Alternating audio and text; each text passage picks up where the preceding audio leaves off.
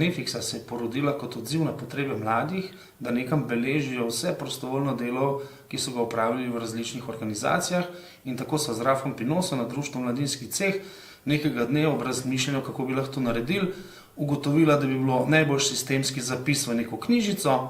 Ko smo iskali po Evropi, je kakšen podoben model, smo našli finski model, smo ga šli pogledati, smo ga prilagodili za slovenske potrebe, ga spremenili v tem, kar so naše specifike, in potem smo ga začeli uporabljati kot knjižico, ki je dejansko koristna v primeru, da si nekje na terenu vpišeš znanje, kompetence, ki si ga pridobil. Zakaj pa ideja še zmeraj živi? Ideja pa živi zato, ker smo ga posodobili in smo naredili zdaj elektronsko beleženje, zaradi tega, ker je tako močna ta potreba po beleženju kompetenc, da se nekateri mladi sami za to odločajo, ker lahko organizacijam pomagamo, da dejansko beležijo to, kar njihovi prostovoljci počnejo, in ne nazadnje, ker je to eden od velikih izzivov za zaposlovanje mladih v prihodnosti.